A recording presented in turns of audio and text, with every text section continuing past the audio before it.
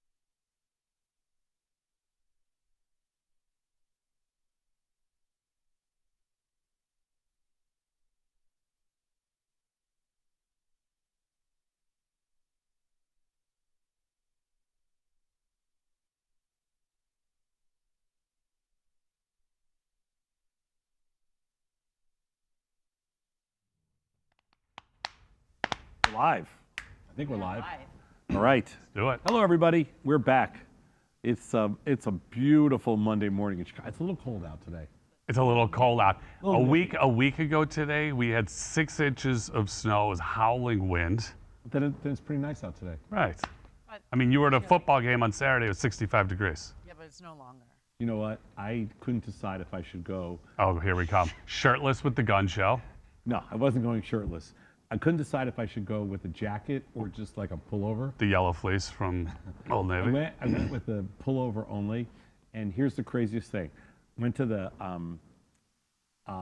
Northwestern Michigan game at Wrigley Field. I'd never been to a football game. Maize and blue for the winner. Maize and blue. There you go. I didn't. So that's Northwestern colors. I didn't really.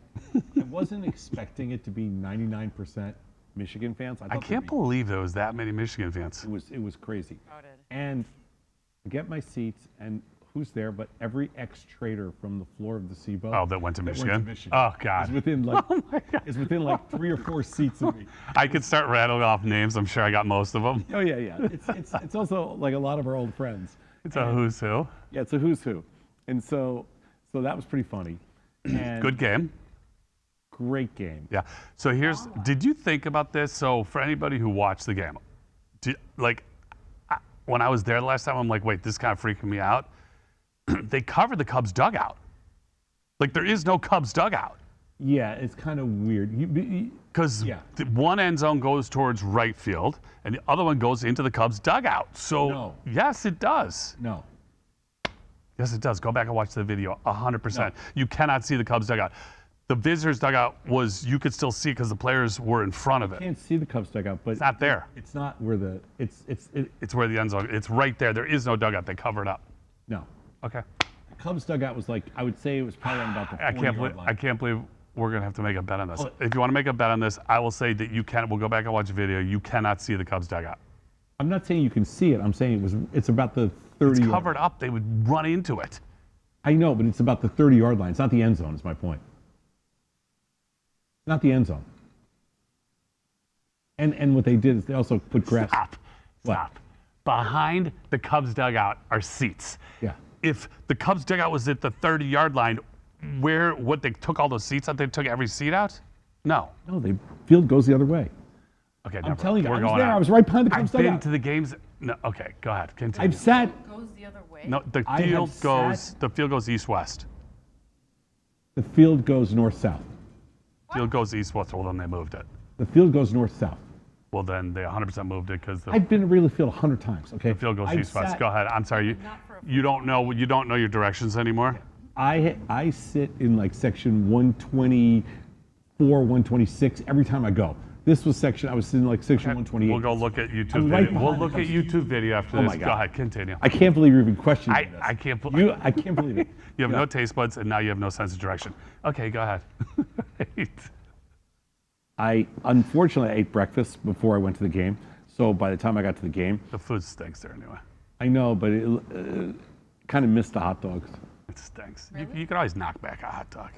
Of course I could have, but I was trying to be good. And then he'll tell you where to go because you get the one with the grilled onions and that's the special. Well, because I had to go out to dinner that night. Oof, had to. Had to. Where was dinner? EJ's. How was Slappy? Slappy and Butchie? I had a date with Slappy and Butchie. Oh, nice. It's a threesome that you can't even believe. Slappy, Butchie, and Tom. I had a date with Slappy and Butchie. And so I was the whole day trying to figure out what I'm going to have at EJ's. Hold on. it? Wow. I'm going to go pork chop. You're pretty good. Okay. So I went. Their sausage and peppers are great. Okay, so Pork chop with did you do the pork chop with sausage and peppers? yes. So here's what I did. See, that's a power move. that's a power move. That is a power move. So they give you these 2 giant pork chops. I go, okay, listen, I only want 1 pork chop, but replace the other one with sausage and sausage. He's like, I got you. peppers. I got you. I guess I got you.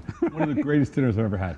I give that dinner like a 15. It's great. Yeah. I had the chicken with the sausage and peppers. Great. You got to get it the pork chop. It's better. Well, you're not a pork chop guy. Not a pork chop guy. So anyway, we have a huge food story today. Huge food story to start the show off today. It's actually more than a food story. It's a life-changing food story. So this one's on you. I mean, because I've known you a long time.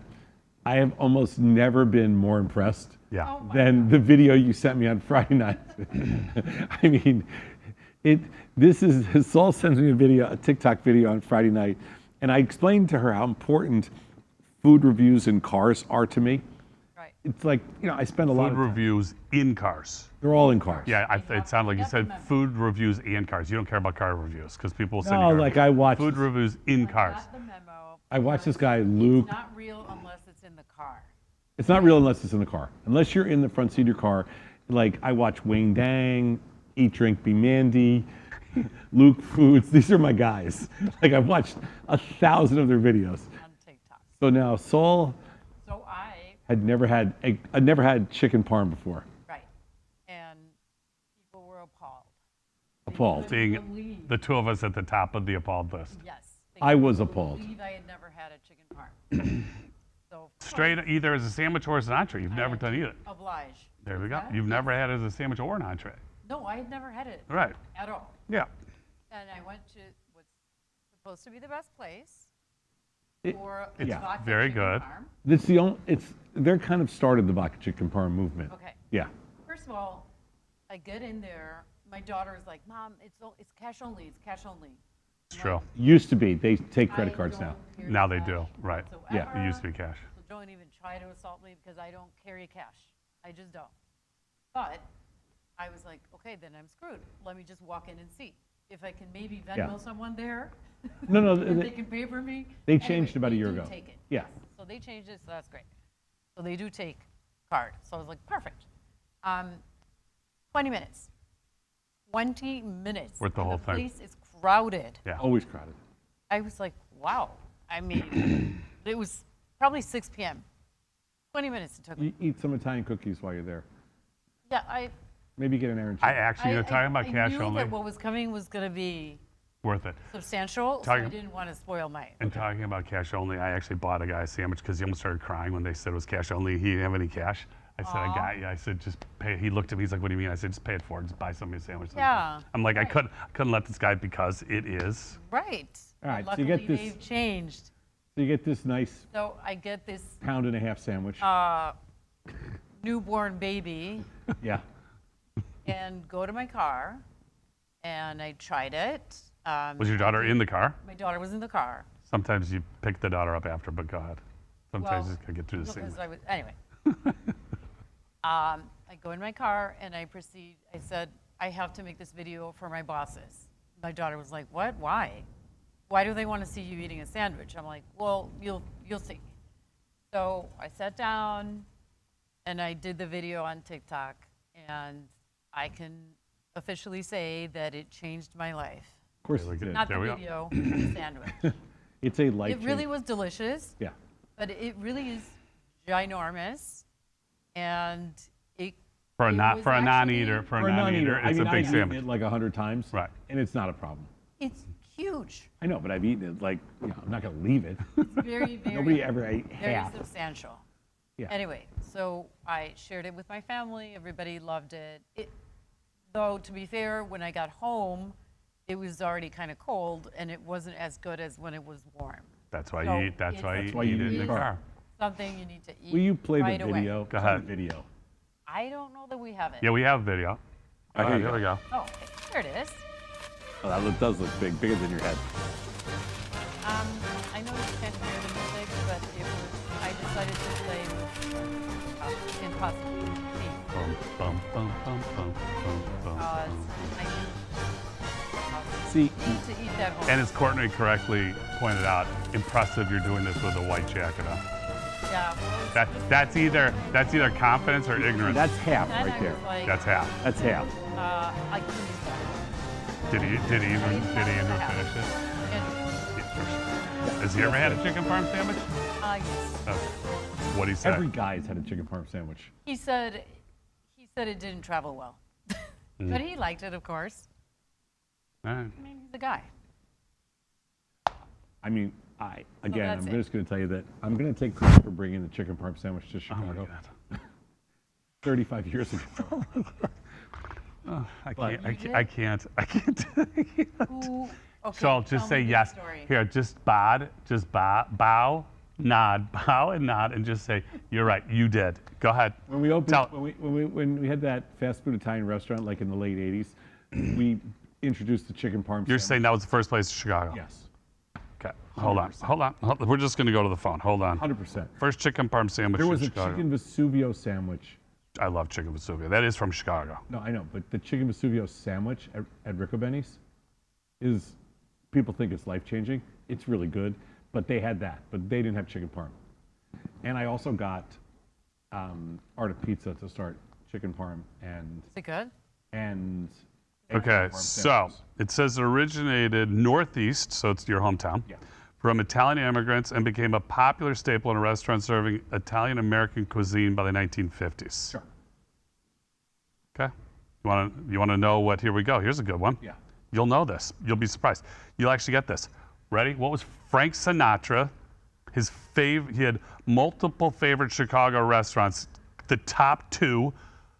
One, you've absolutely been to both many times. One is one of your all-time favorites, and I'll give you a clue. I refuse to go Oh. Interesting. You refuse to go. because I've sat upstairs before, and I'm never doing that. Which you'll never sit upstairs. One of my all-time favorite You restaurants. took my dad, Oh, Gina Giorgetti's. Gina Giorgetti's. And the other one's probably La You- Scarola. No, the other Why do one. you refuse to go? Because you have to sit in the I first won't- floor. I Because won't sit upstairs either. that place is a fire trap. I won't sit I mean, it's a upstairs fire trap, so you're gonna die unless you sit like 5 feet from the never sat door. upstairs, though. The other one's ribs. What? The other one's a rib place. Still in business? Yeah, In Chicago? Oh, old school. Old school. Oh, it's got to be the one in Old Town. Yes, Yeah. Twin Anchors. Twin Anchors. Oh, Yeah. tweakers. There you go. Sense. Yeah. Yeah, you got your food. Scoop of vanilla, scoop of Right, chocolate. blue eyes. There we go. All right, that makes sense. All right, there we go. Chicken parm. Next time, I don't want to push it. Jardiniere. Oh. Will they put jardiniere on it? Of course. Yeah. Kidding. It's Chicago. So you ask for it at Yes. the restaurant? Yeah, you or gotta do get put char- it at home? No, at the Oh, no, restaurant. 'cause I'm Or you really go next door, into because the bar. I'm really into Bari right now. I'm particular to there, so you go next door and get the Bari. So anyway, this is One Lucky Dog, Their Chicken parm? No, they're jardiniere. Oh, This yeah, is- I like the jerk. This is One Lucky Dog, our new live show. Monday, Tuesday, Wednesday, for starters. We will expand the network starting in December, so you're going to get more time and more days and more time. But for starters, Monday, Tuesday, Wednesday, from 10 a.m. Central Time to around 11:15. We can end it anytime we want. We cover lots of different topics. We're going to be changing up stuff every single day to see what actually works. We are going to have a live call-in. We're just still working on phone lines and stuff like that, so that'll be with us pretty soon. We've got lots of fun topics. We've got lots of really interesting rants. We're changing up a little bit different stuff today. We're introducing some prediction markets, just to throw some stuff in there. And well, let's get into it. Today, we have mailbag and love letters from the chat room, of course, because we love your feedback. Your Good or comments. bad? Good or bad? We will take it all. Scott and Tom have an honest discussion about the impact of tariffs on Unleashed. Tom has a bone to pick with LinkedIn. Who doesn't have a bone to pick with Who LinkedIn? doesn't? Yeah. And then on Wow, risk taking, we will be talking about risk taking, and we will show you again another snippet of our lost dog technology. And last but not least, they will be talking about the markets, and we will all be listening and enlightened. As we get closer to the release of our software, we will start to embed the software into the show every single day. And we will let people that are actually using our brand new Lost Dog software, talk to us about their lives, their work, their professions, their resumes, all that kind of stuff. So all that's going to be integrated into the show in December and past that. Plus, we're going to tell you about the new ecosystem that we're building, which I think you're going to be pretty happy with, and lots of the cool stuff that's coming out in 2026. But for now, let's do it. I'm going to plug that Courtney and I are also working on not really a woman's show, but we're working on a show, Courtney and I. Good luck. Thank you. That has to go past the committee. Yeah. The committee. The committee. Just so you know, The we've We committee. already have Scott's approval. the committee. Scott doesn't count. Just so you know, we've tried the whole chick chat before. I don't care. But we've tried. Courtney and I are going to yeah, do it. Yeah, well, Anyway, We'll see. The viewers will have the answers.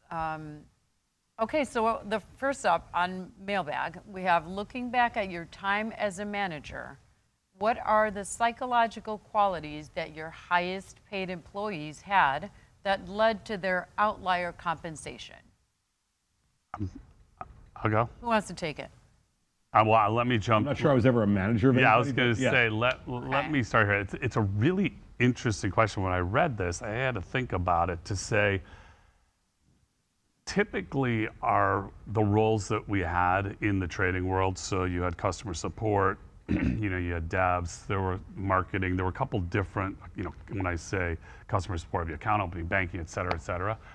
And I don't think that I ever attached a psychological quality to the highest paid employees. It was typically the job description and the compensation that went along with it was really based on the requirements of the role. And in our world, typically devs would have been towards the higher end of that. Now, having said that, to me, the psychological quality would be, because I wasn't interviewing people from the dev world, but I was definitely interviewing people in my world. And I would say that they had to be able to, what I say, fit into our system. And for me, that would be where I'd say that somebody might get a slightly higher edge. If I thought that they came across as a person who was just going to be an absolute star, I had no issue pushing their salary up to the higher end of whatever the range was. Go ahead.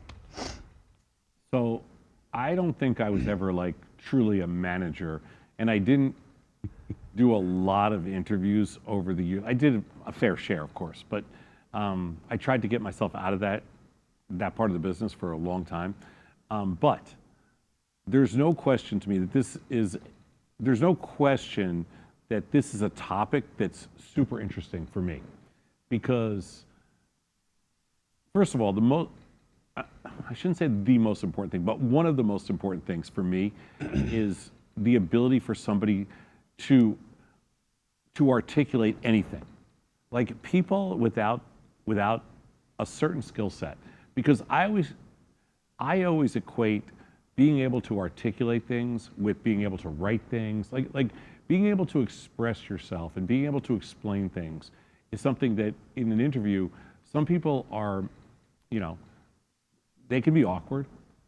Some people have a difficult time, answering something direct, especially if it's difficult, things like that, which I'm kind of okay with, but just your ability to articulate things, to me, is very important. Also, I think people need, another important quality for me is people have to be likable. I'm not a person that cares that much about culture, corporate culture, or any of that kind of crap. I don't really, that's not how we build businesses around corporate culture. Not for you, for me. It's not for me. Yeah, for me it's important, so go ahead. I do care that people are likable. I don't want... But that's part of the culture. So you're saying you don't think it is, but if you bring in something that's not...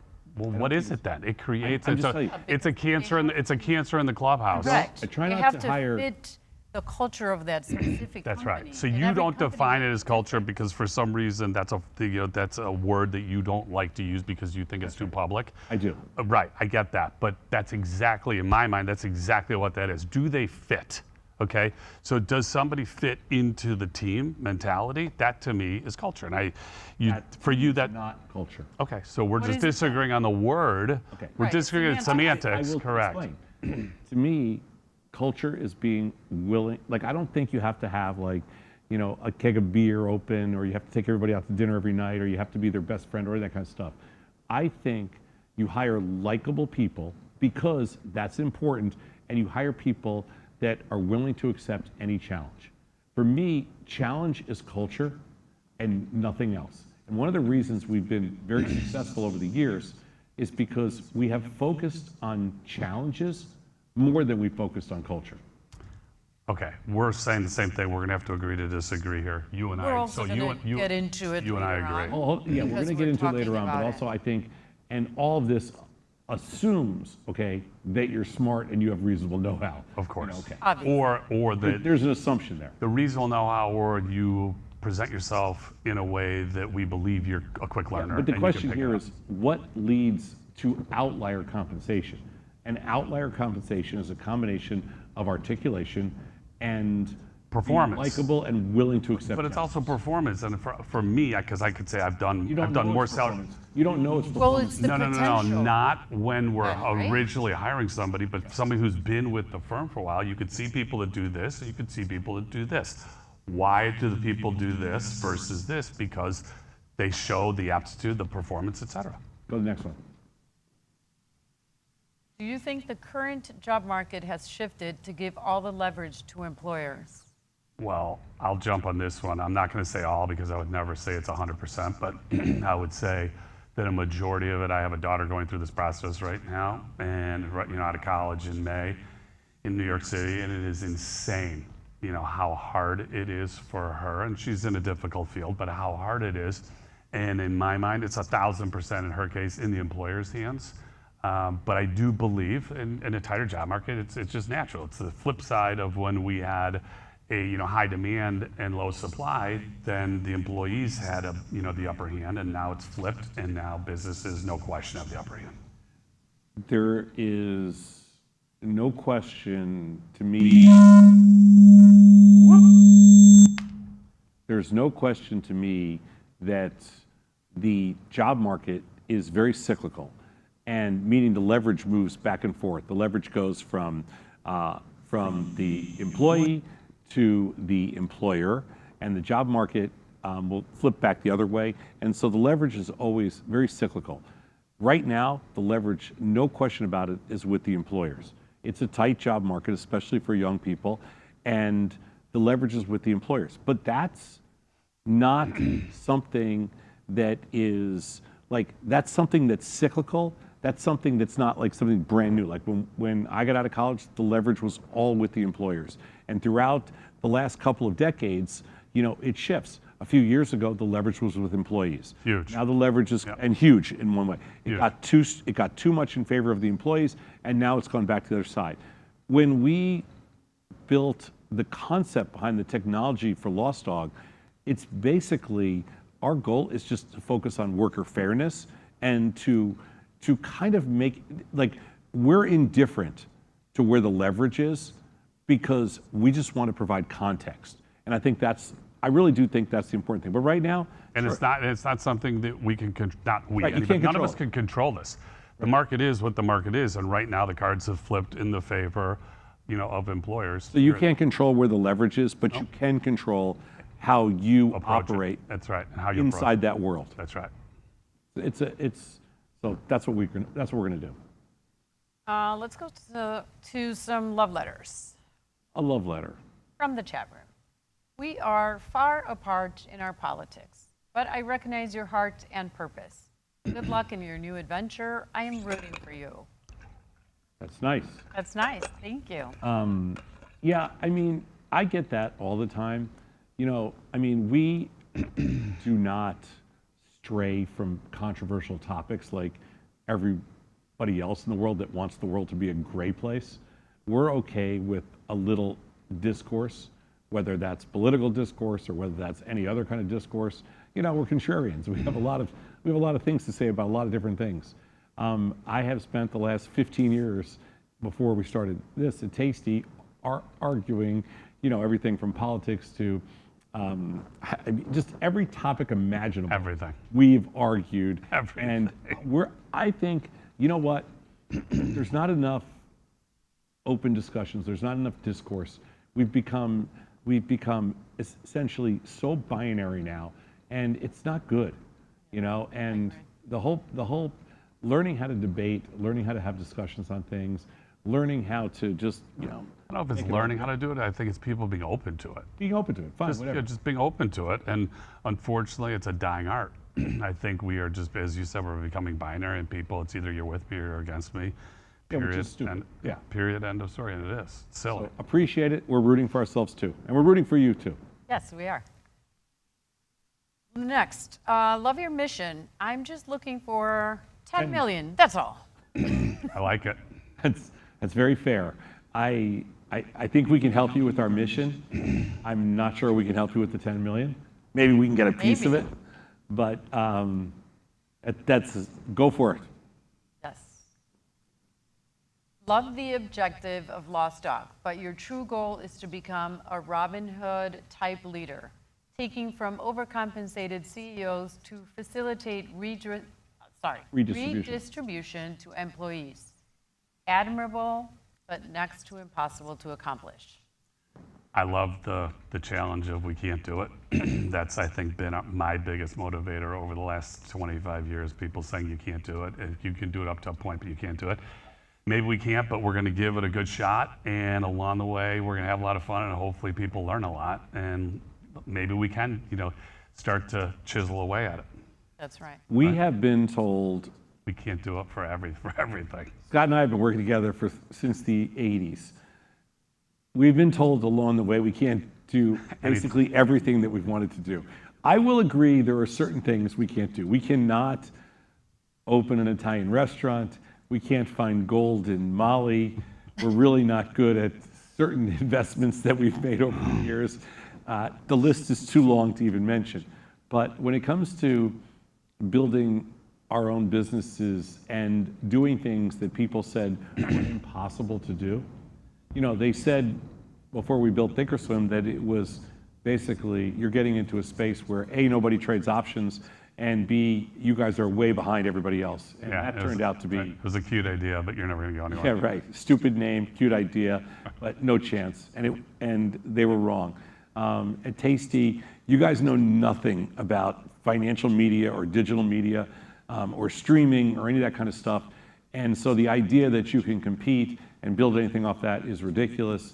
You should give it up now. And we're like, okay, thank you so much for your support. And that worked out pretty good. I mean, this is a huge challenge. We didn't do this because we wanted something easy. We did this because it's not necessarily to take from the rich and give to the poor. That's not, that's not something we can do. But to provide context around people maybe being undercompensated, to give people the leverage, the individualized leverage that they don't currently have, I think that's pretty powerful. I mean, maybe next to it, impossible to accomplish, but who knows, maybe not. And again, if we can just... We're going to die trying. Yeah, That's exactly right. And if we can make a little bit of headway and others can come in and help and follow, then... If we can help 100,000 people, Yep. which I think we're going to get to maybe 200,000 people. If we could help 100, 200,000 people, we've done something that nobody else has ever done. And that's what I want to do. Awesome. Are you and Scott still trading? Are we ever going to be able to follow your trades again? I think the answer is in time, we will be making that available. I mean, first of all, Scott and I are still trading. Now, you didn't say, are we still trading well? We had a little, I mean, this has been a crazy market, of course, and we'll talk about the market at the end of this. But yeah, we're crazy active in the markets. I mean, I would say because we're doing this and I'm trading a little bit less, so probably from averaging about 70 trades down to probably 30 to 40 trades a day right now. But I think I'm on pace, this year to do 16,000 trades, I think for 2025. And I think in 2026, I'm still hoping to do over 10,000 trades. So the answer is, yeah, we're junkies and we're going to trade. Sounding yes. But are we ever going to be able to follow your trades again? Like Scott said, I mean, we're considering it and we're thinking about it for 2026. Is the beret off the table? Yes. I mean, I have it still. I have a black beret from Thinkorswim and a gray from Tasty, but I mean, I just want... You want to let the locks flow. Yeah, it's been a long time, and this drives Tony crazy, so I want to keep it this way. Well, somebody else said, and I didn't add it to the slides, that you're a gray Fabio. There you go. Wow. So there we go. All right. We like it. All right. All right, up next, we have our segment that we called Unleashed. And we're going to be talking about the truth about tariffs, the true impact of it. Yeah, this is, I mean, you could probably go on for, I mean, a couple of hours. And I have a lot to talk about here. I mean, over the next couple of days, we're going to do a piece tomorrow on the Treasury Secretary, who we're not huge fans of, but we're going to do a little rant on that, which over the weekend he talked about, what he believed was the impact of tariffs on our economy and inflation and all that kind of stuff. But I think, I think it's important for people just to have an open look at tariffs. And at the end of this segment, we're going to look at some of the prediction markets around tariffs. So it's really kind of cool. And, it's important to point out, you can go ahead, but it's important to point out that, I'm assuming most people know this, but tariffs, what this administration has done, it's not that tariffs are new. We've had tariffs for a long, long time. I mean, decades we've had tariffs.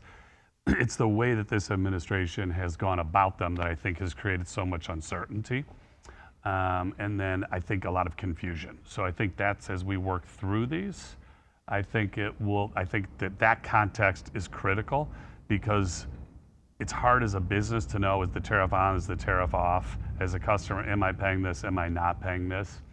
But per the Federal Reserve, there's a tremendously high correlation between the tariffs and inflation. Now, this administration is saying it's not going to be inflationary.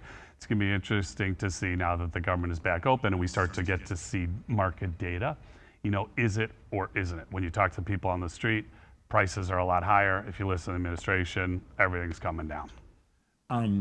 The argument for tariffs, just to put it out there, the current administration's argument for tariffs is that if you take in additional revenue, forget about the source of the revenue, but if you take in additional revenue, you are ultimately reducing the deficit.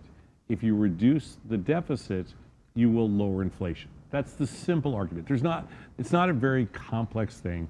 That's the argument. You take in capital from tariffs, you reduce the deficit, and if you reduce the deficit, you lower inflation. That is the very simplistic. Correct, but I don't think that that's the motivation for why I didn't say it is. I just said That's that is just the simplistic. Correct. If you were going to ask the Treasury Secretary, or you're going to ask, Trade Secretary, or you're going to ask the President or whatever, advisors, that's the answer they're going to give. Yep. Tariffs bring in capital, capital reduces deficit, It's true. deficit lowers inflation. Lower deficits, lower inflation. That's the argument. Yep. Unfortunately, that's not necessarily the reality, especially if you combine tax cuts for the rich alongside of whatever money you're taking in from tariffs. The other problem with tariffs is most of the tariffs are paid by the consumer, and a consumer tax is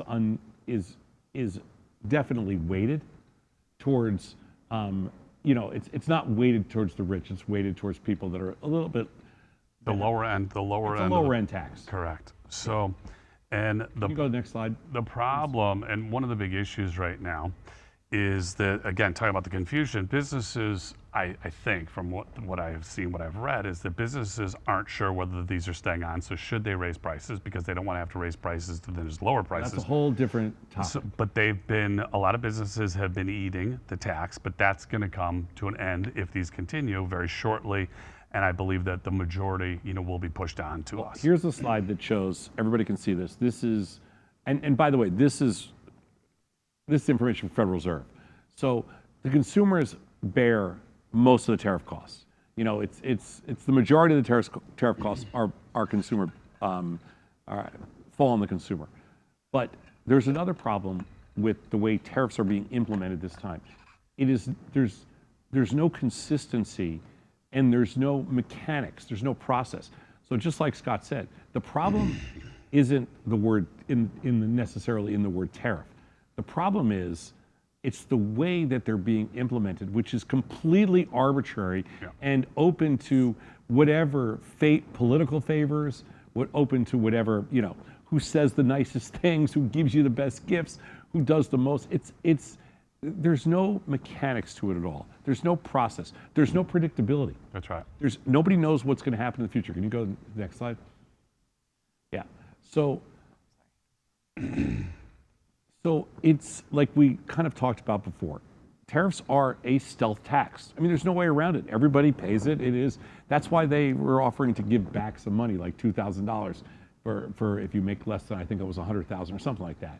But it is a stealth tax, and it does have very serious, implications with respect to inflation, to prices, and it's a net negative, I think, for everybody. Nobody benefits. And it really hurts the people at the lower end of the spectrum, much more significantly than it does, the people at the higher end. Well, because Call it the tax on the poor. It's a regressive tax because everybody, you pay the same percent, but more of your percent, if you have a lot of discretionary income, it doesn't hurt to pay a couple extra dollars for something. Right. see, but it if really you're has going an to impact. combine tariffs with an increase in corporate tax and wealth tax, then you can make an argument. That's all going to help to reduce. Then you're going to make an argument for reducing the deficit. Then you can make an argument for the long-term objective of reducing reducing inflation. The problem now is the only mechanism that you can point to that is improving in the last 2 years is slightly lower interest rates. And that's just that's market cyclicality. That's nothing else. But you can't take credit for the tariffs working if the only thing you're taking credit for is lower interest rates. So you have a lower interest cost, lower mortgage rates, that kind of thing. So for me, this has been a disastrous economic policy, but yeah, and again, and one that's not predictable, which makes it even more disastrous.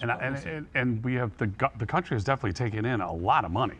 I think I've heard, I think a couple $100 billion already in tariffs, which is great. But the problem, I don't think, 60% from consumers. well, and it's going to keep working its way through. And I don't think consumers have really felt the pain yet. So if these stay on long term, this is really going to turn into a huge negative. Okay, let's go to the next slide. So we decided to have some Fun.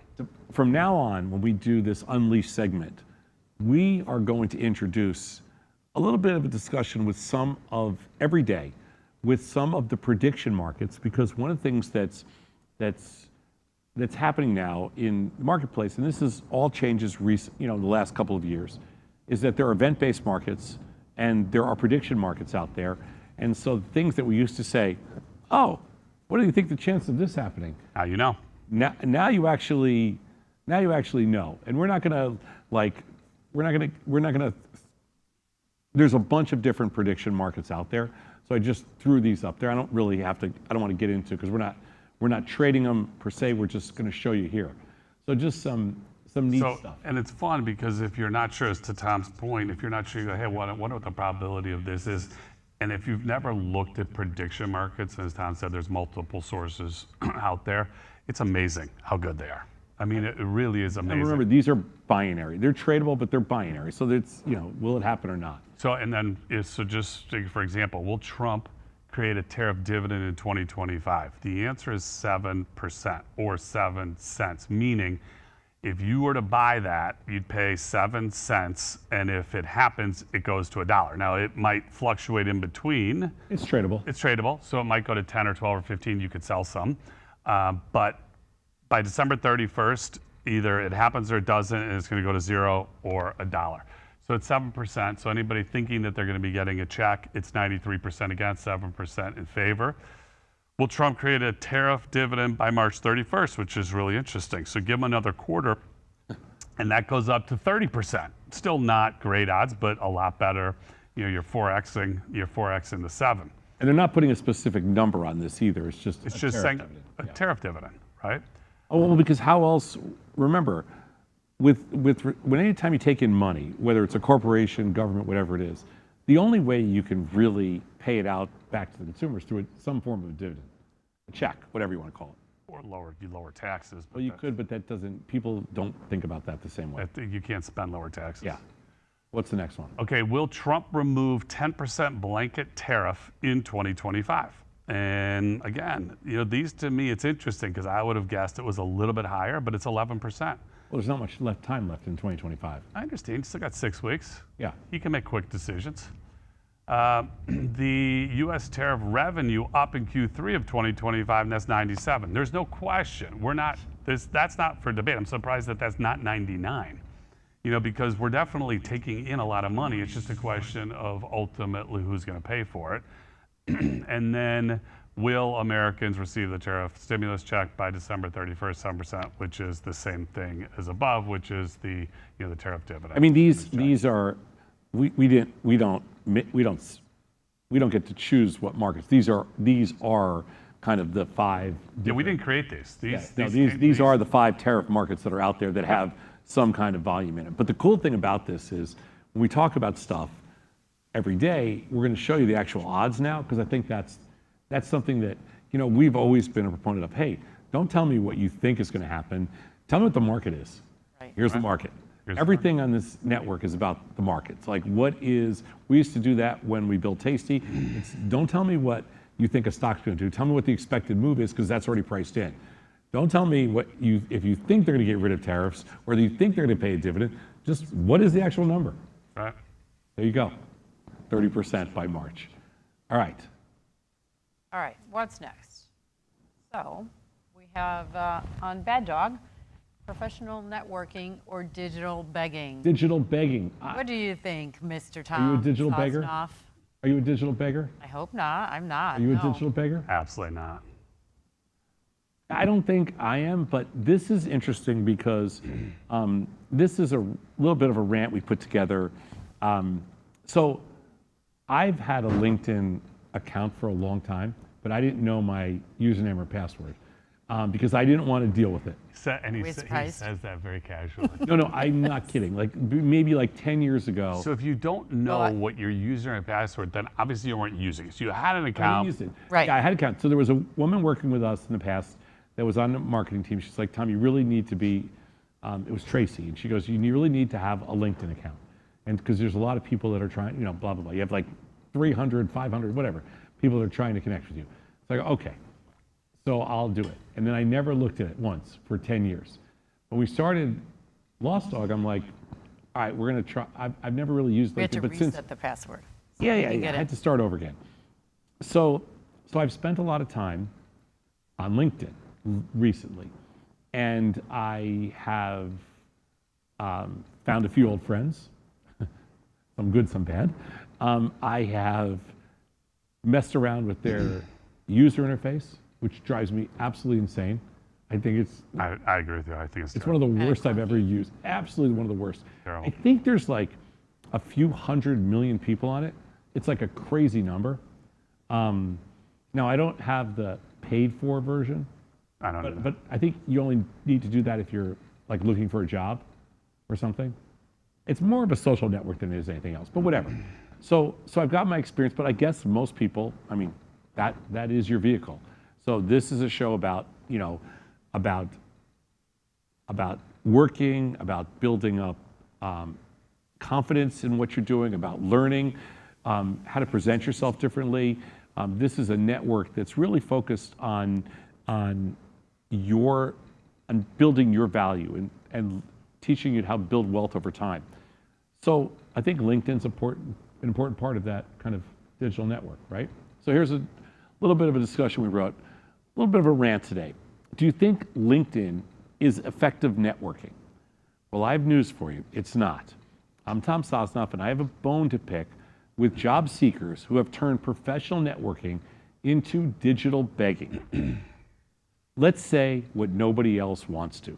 LinkedIn has followed the path of other social media platforms to become a wasteland of spam, desperation, and transactional garbage.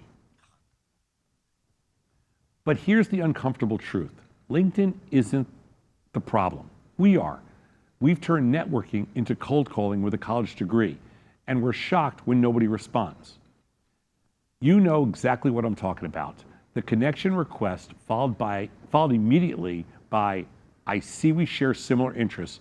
Let me pitch you my services. Or worse, can I have 15 minutes of your time? Translation, can I waste your afternoon pretending this isn't a sales call? It's not networking. It's drive-by spam with a LinkedIn logo. You're basically humping everyone's leg at the dog park and wondering why you're getting kicked out. Real networking isn't transactional, it's relational. And we talk about that all the time on this network. It starts before you need something, not when you're unemployed and panicking. It's built on genuine curiosity, shared value, and radical concept here, actually caring about the other person. But that requires patience, and you don't have patience.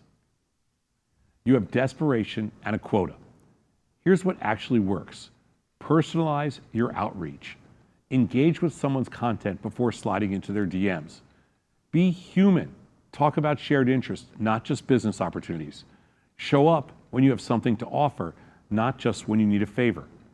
LinkedIn gives us the tools to build real relationships, but we're too busy treating it like a vending machine to notice.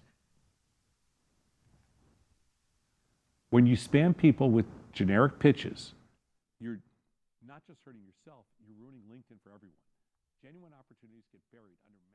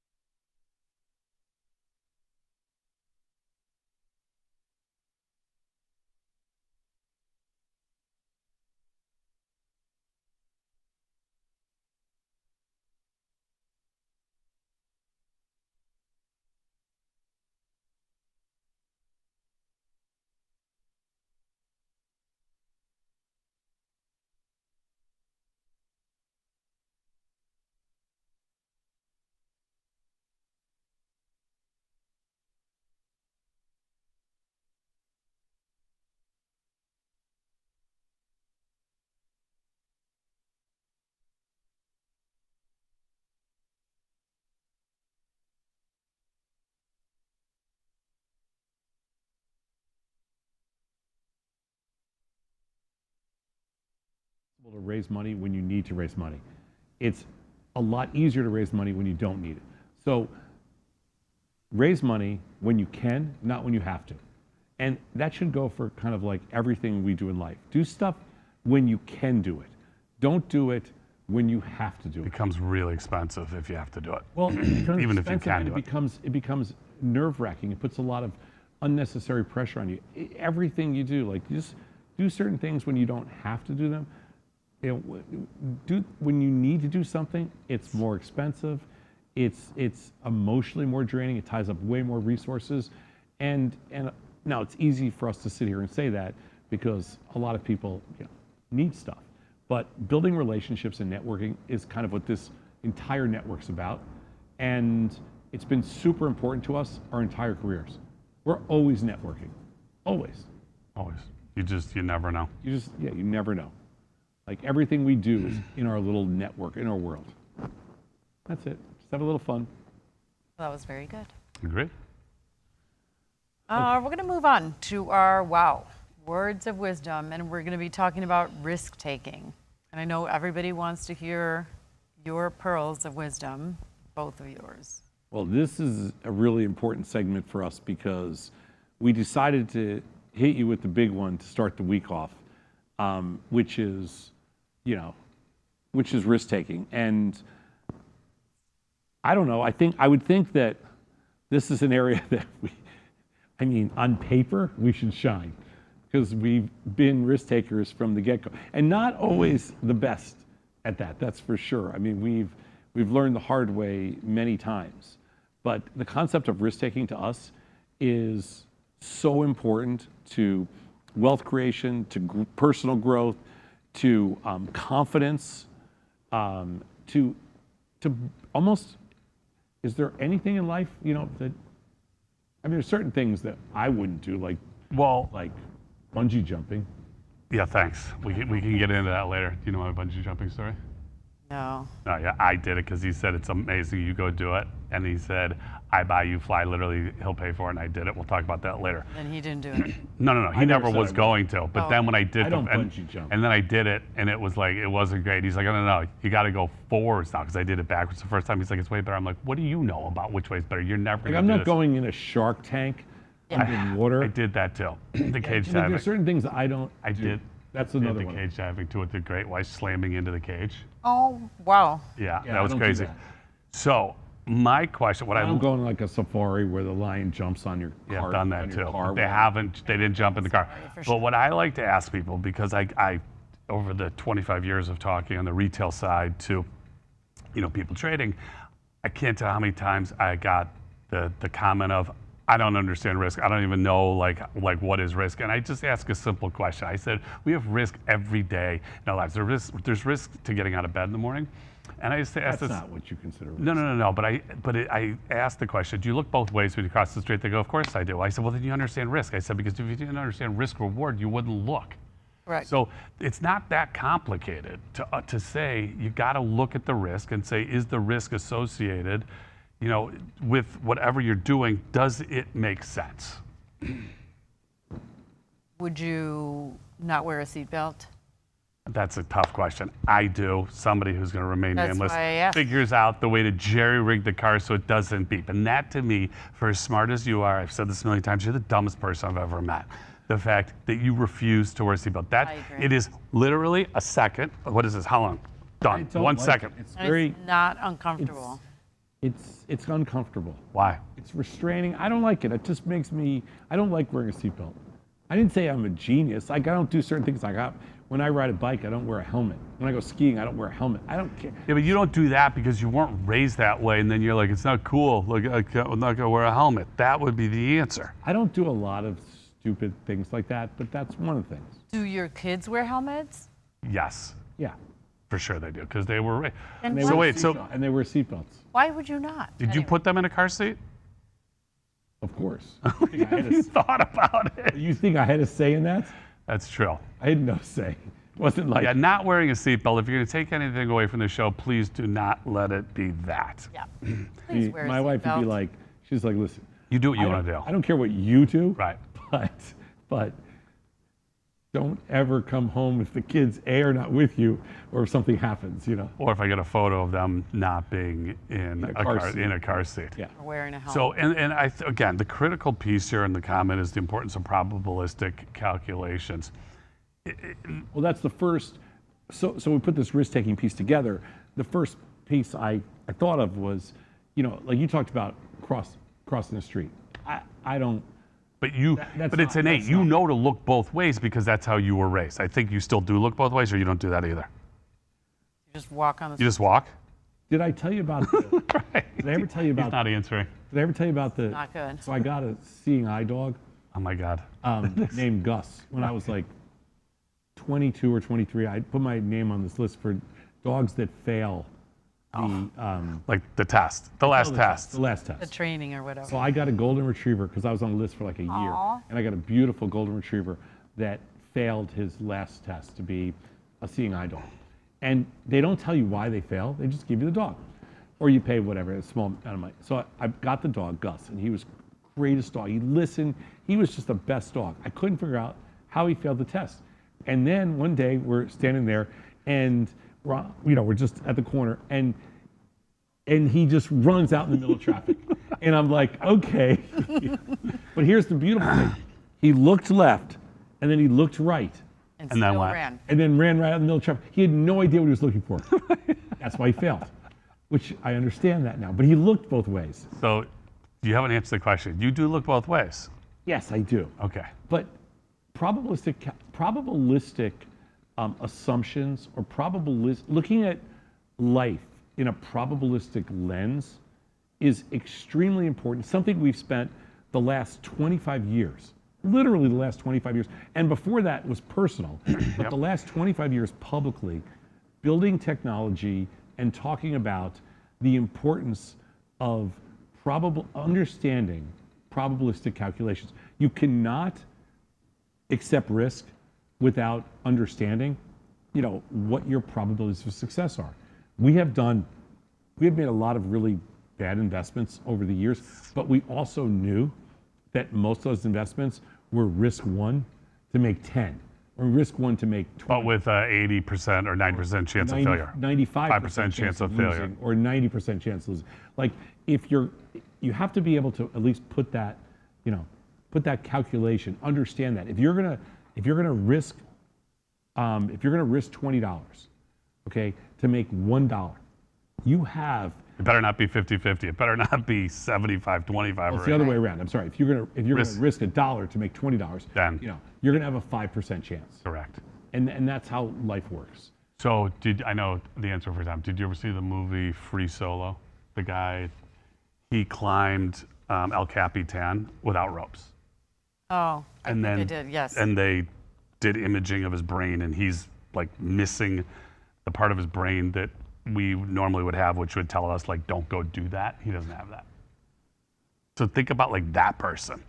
I wonder, it'd be interesting to see if that person was trading, like if they would even understand, or if they would just be firing and not understanding what the risk was. Wow. Yeah, I won't go near the edge, so Me I don't either. have that. We're very similar like that. I'm not getting up. Yeah, nope. Does the risk fit the business? So for me, risk taking, and again, what this means is a lot of time, and this doesn't necessarily, it can mean does the risk fit you? Like a lot of times as a business person, we will look at other businesses or other opportunities and decide, oh, this makes no sense for us to do because it's a distraction, it drains resources. As an individual, we'll look at things and say, you know what, with our own personal portfolio, and say, you know what, I'm not going to invest in this piece of real estate because this is a 20-year project and I'm in my late 60s. I don't have any interest in that. And I think what's critical with this thing, does it fit? It's not necessary, but imperative that if you are taking risks, that you get out of your comfort zone from time to time, because you don't know how far you can go unless you start to get uncomfortable. Having said that, you can't allow yourself to get too far out over your skis where you start to get uncomfortable and you're thinking about the risk of it. You're not thinking about what the event.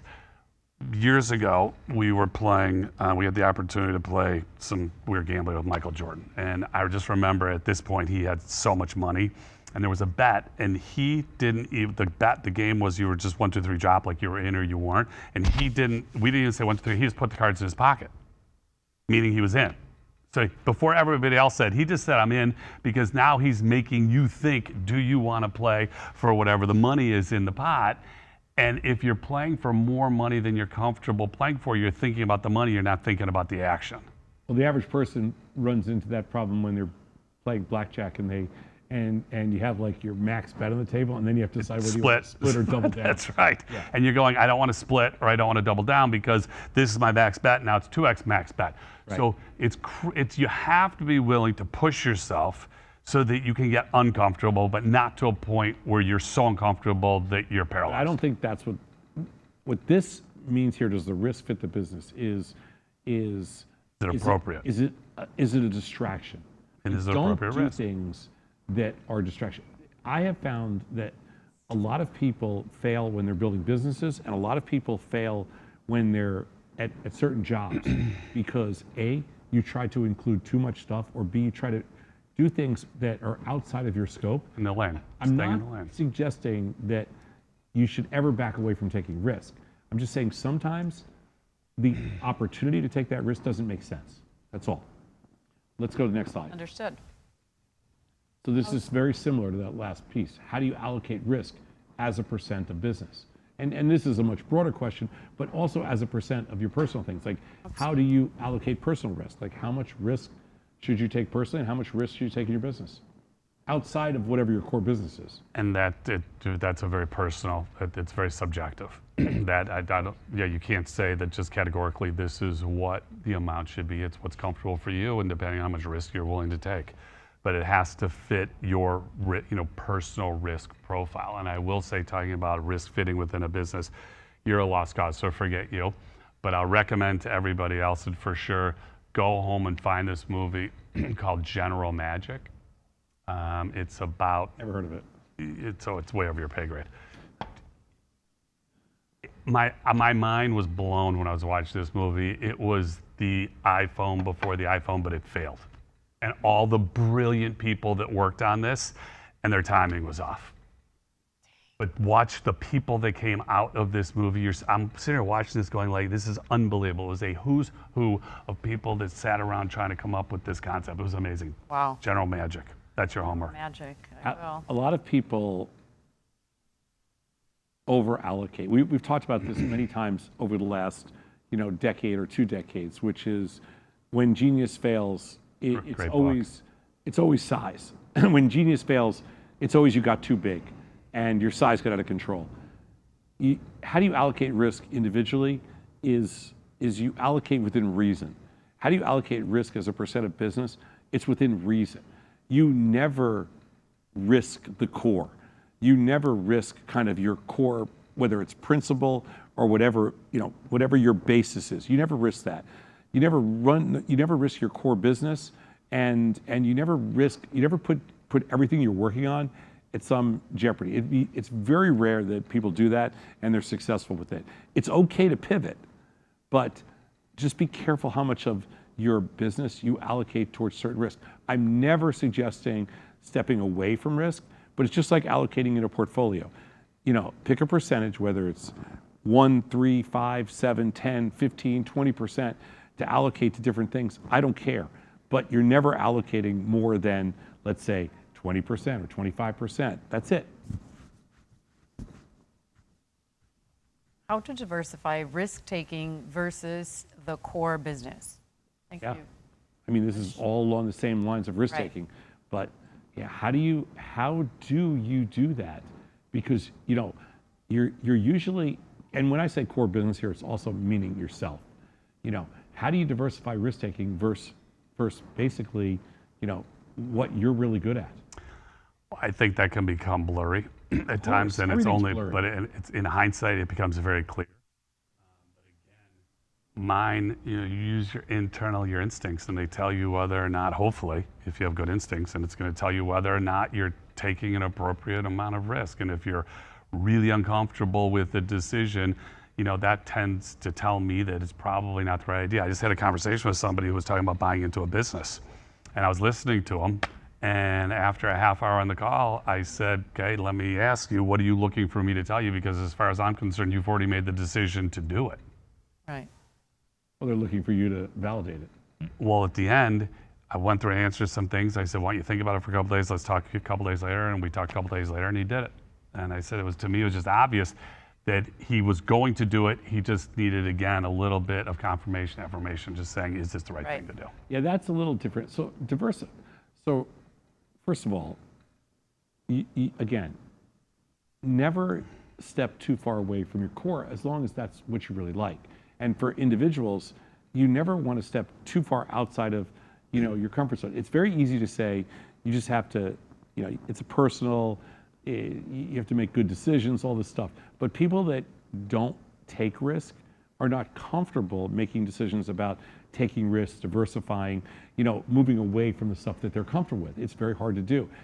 There's a term for it, it's called economic bias, but the reality of it is if you have not taken risk, it's very difficult to do. That's one of the things that has always made trading very valuable to us, is that it kind of takes a lot of the risk-making decisions, it normalizes them for us. It just makes it commoditizes. Because you do it so many times. Because you do it so many times, you don't really, It's muscle memory at some point. Yeah, but people that don't have that, it's difficult. So how do you diversify risk-taking versus core business? You keep it small. You really do. You keep it small, but you have to do it. And sometimes you're gonna be like, that doesn't mean you have to invest in your friend's restaurant, okay? That doesn't mean you have to invest in your friend's business. It might mean that you invest in a piece of real estate with somebody. It might mean that, you buy some equities, or ETFs or something else. It might mean that you buy some digital assets, like some cryptocurrencies. I don't really know. I don't really care. It might mean that you invest in somebody else or another business. It's totally fine, but just keep it small and recognize, probabilistically what you're doing. If you're investing in a piece of real estate, the chances are probabilistically that it's not liquid, but it has very low risk. If you're investing in a stock, you obviously know it's over time, it's got positive drift. It should be relatively low risk. But if you're investing in somebody else's business, you have to realize, 90% of those are going out of business, Right.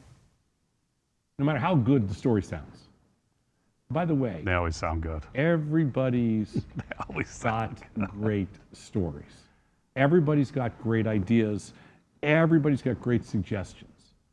It is really hard to execute. It is really hard to implement. The difference between success and failure is your ability to execute and implement and be successful with that. It's not the idea. We hear 10,000 great ideas a year.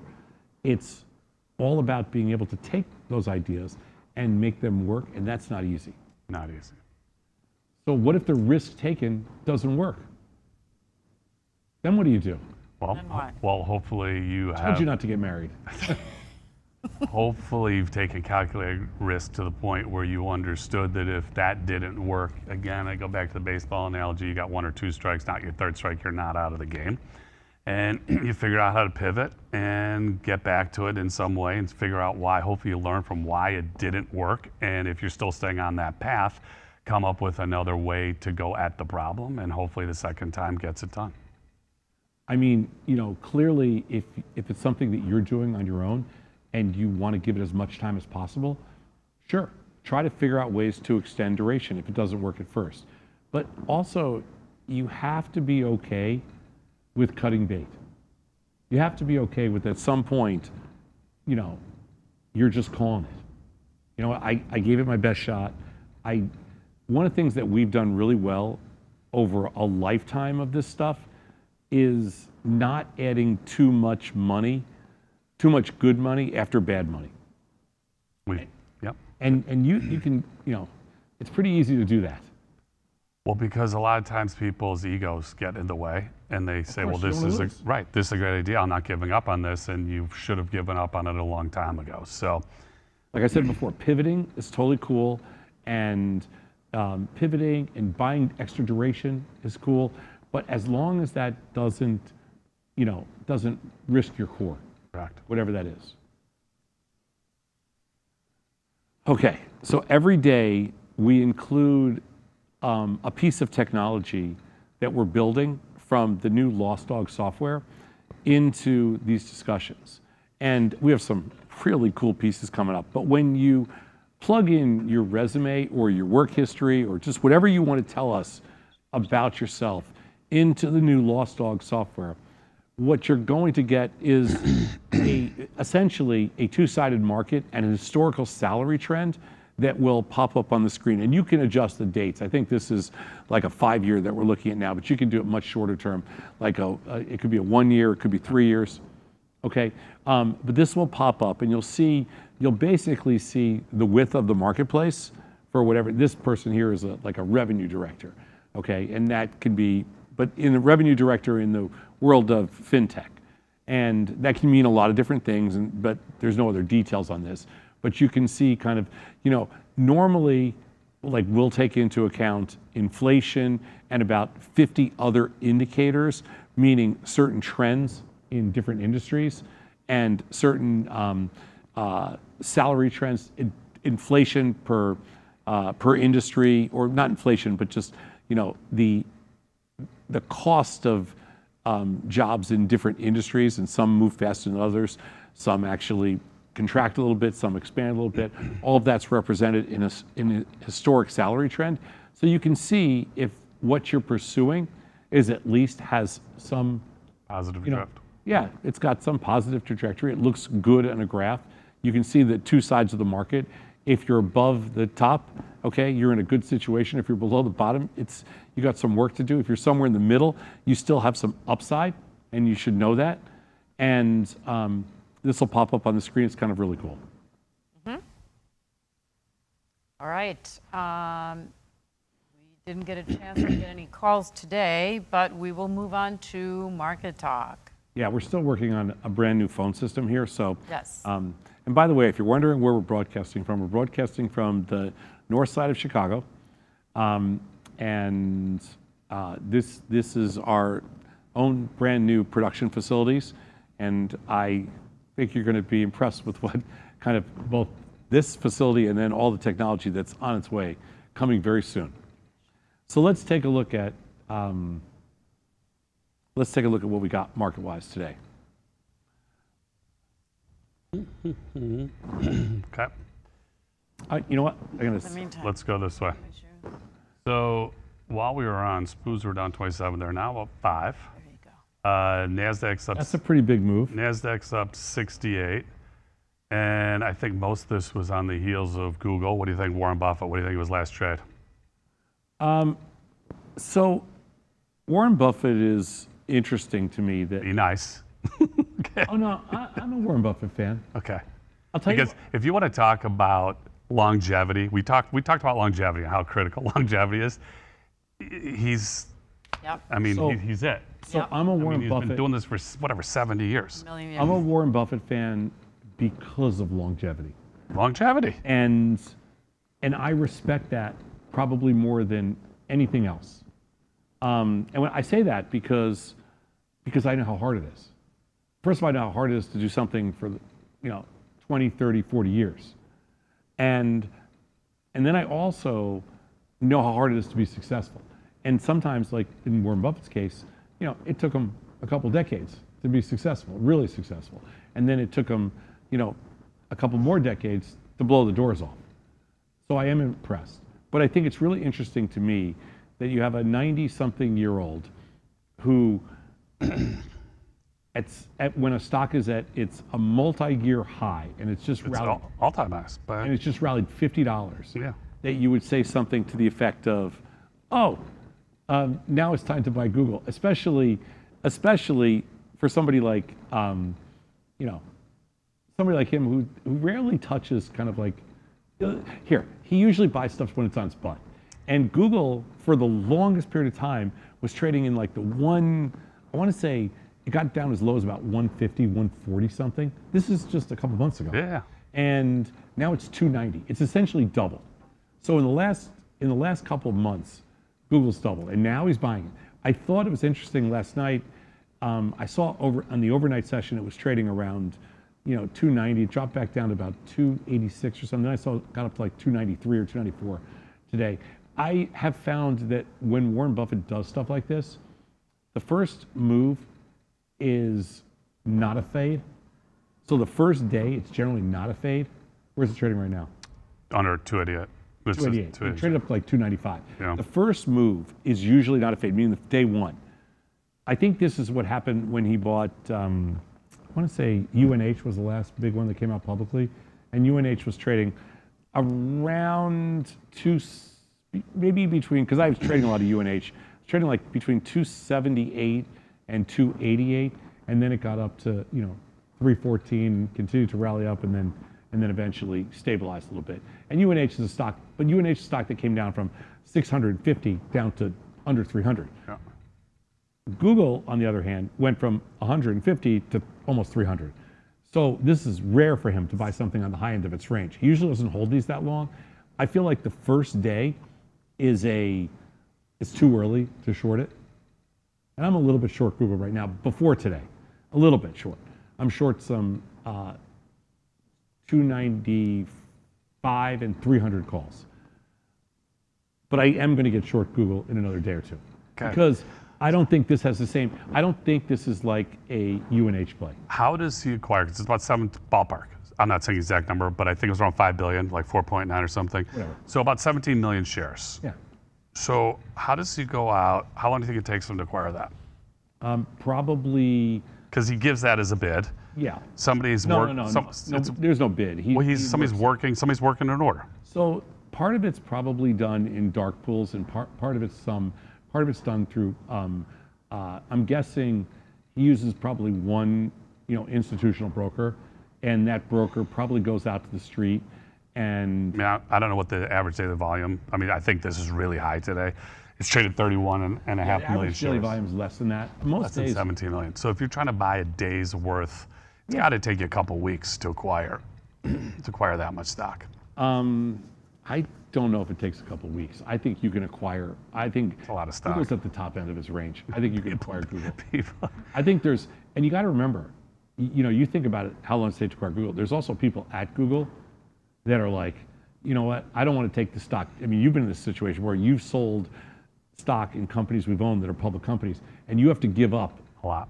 like 4%, let's just say, Yep. to get out. Yep. And so there's definitely people at Google that are looking at a $300 stock that are going, you know what, I don't want to give up $12. I'd rather sell it to Warren Buffett, because that's your $12 move, just so you know.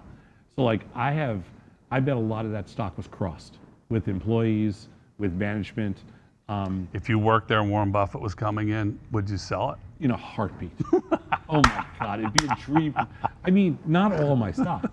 You sell some of it. Of course, how could you not? Like, He's here, it's different. Warren Buffett. No, it's different, because if he came in to UNH, for example, it was UNH trade, when UNH was trading for 280, and this is after it came down from 600. If Warren Buffett comes in at that point and he says, we're going to start buying UNH, I don't sell him a single share if I'm a UNH Because shareholder. it traded 600. Well, it just got cut in In half. half. But Google just doubled. Yep. So if Google doubles, I mean, just know how I think. If Google doubles and I'm a shareholder and I work for the company, yeah, how much do you want? I mean, I'll say Yeah, unfortunately, I don't have as much as you want to buy, but here's, yeah. it's impressive. And I think it's interesting too, given where the NASDAQ is and given everything else. I think he's buying the top of that. So we got gold at 4,075. Yeah. NASDAQ is up 70 at 25,150. Silver, $50.70, up a little bit. Got Ford/VX up a nickel, and you have VIX up 88 cents. And talking about UNH, it is up 474 today. So, and bonds are, so I think bonds are 116.28, up 12. So I'm long bonds here because they got up to about 119 on the last Fed cut. And when they got down to in about 116 and a half, I bought them on Friday. Mostly bought them on Friday. And I think that they're cheap relative. I'm short some Google. I'm short some MU, which has been a death trade. Well, here's the good news for you. Yeah. It's only up $2.20. I was up 10 this morning. It's up 12. Oh, okay, that's good news. It's a good show. And Bitcoin is under 94,000. Yeah, so I bought some Bitcoin on Friday. I did not buy ETH because I'm trying to buy it under 3,000. And I'm looking to buy some Bitcoin under 90,000. I think it's going to be interesting buy. I think if you're short the market at all, you have some short deltas, I think Bitcoin and ETH under 3,000, Bitcoin under 90,000 are going to be interesting buys. Not just because they're kind of buy and hold things. You're saying they are buy and hold or not? They are buy and hold. There's nothing else you can do. Yeah, I wouldn't. I'm not as optimistic. I'm going to as- buy some in under 90,000, and I'm going to buy some in the 80s, low 80s, and I'm going to be pretty aggressive in the mid 70s if it gets there. And the same thing with ETH, under 3,000, 2,800, 26 or 2,700. I think you can get somewhat aggressive in there. Those are just, and I think the other thing is this is November expiration week. Yes. November expiration week for option traders, and it has historically it's been The latest expiration could be the 21st. it's 21st. It's this coming Friday, and historically that's November expiration has actually been a bullish cycle last 25 or 26 years.